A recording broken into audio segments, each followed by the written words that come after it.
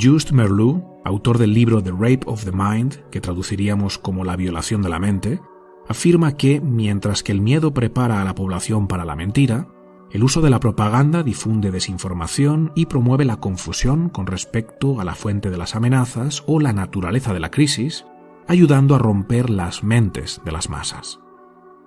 El origen de la psicosis es siempre un grave problema, una amenaza tan peligrosa que suscita niveles de miedo y tensión social insostenibles.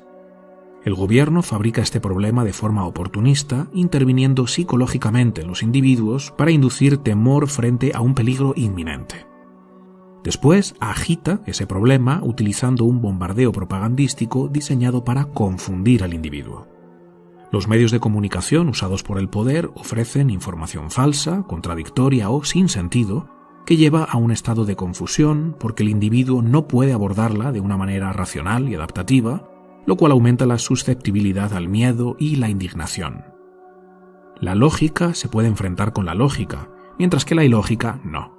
Confunde a quienes piensan de forma correcta, y mientras la gente todavía está buscando un contraargumento razonable a la primera mentira, los totalitarios pueden agredirlos con otra. Además, la forma de presentar esta información es muy particular. Merleau lo llama ondas de terror. Se trata de etapas donde la tensión aumenta exponencialmente, seguidas de pequeños periodos de calma, lo que poco a poco va destruyendo la moral del individuo. En el momento de máxima tensión y confusión, el poder presenta la solución a ese terrible peligro y la posiciona como única alternativa. Es esto o nada. El individuo, habiendo estado expuesto a estas ondas de terror y rendido ya al empuje de la masa, que cree que solo hay un camino para la resolución del conflicto, le suplica al gobierno que implemente esa solución para que, de esa forma, su seguridad pueda quedar garantizada. Sin embargo, el gobierno no puede ejecutar esa solución. Para poder hacerlo, necesita adquirir más poder. Una nueva ley, un nuevo ministerio o incluso una nueva constitución que le permitan hacer lo que antes no podía, a costa de la restricción o eliminación de ciertos derechos individuales. En otras condiciones, el individuo no hubiera accedido a perder su libertad y sus derechos, pero aquí el poder ya logró el beneplácito de las masas, que le ruegan que les arrebate sus derechos para acabar con esa terrible amenaza. Y el poder, habiendo logrado lo que quería, deja de fabricar y agitar el problema que ellos mismos crearon, con lo que pareciera que realmente logró una solución. La calma regresa. Los individuos ya no son tan libres, pero se libraron del miedo y recuperaron su sensación de seguridad. El coste en forma de pérdidas de derechos y libertades individuales fue elevado, pero la masa lo celebra. Misión cumplida. Hasta que el ciclo vuelve a repetirse de nuevo con otra amenaza fabricada por el poder que pone en marcha la hipnotización global a través de la propaganda manipulativa y la intervención psicológica.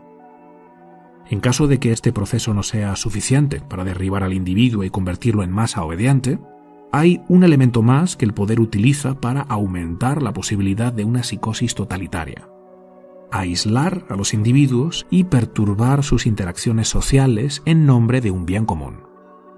Un individuo solo y sin interacciones normales con amigos, familiares y compañeros de trabajo se vuelve mucho más susceptible a delirios. En primer lugar, se pierde el contacto con la fuerza correctiva del ejemplo positivo, algo que sucede en muchas otras especies de mamíferos. Y por otro lado, los seres humanos se condicionan más fácilmente a nuevos patrones de pensamiento y comportamiento cuando se encuentran aislados.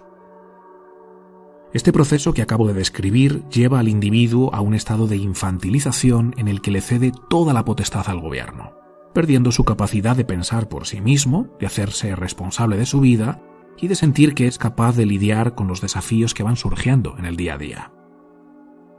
Carl Jung decía que cuando los individuos pierden su individualidad, pierden también su categoría intelectual y moral. Se conectan inconscientemente con un nivel inferior donde rigen la irresponsabilidad, el victimismo, la insensatez, el tribalismo y el infantilismo.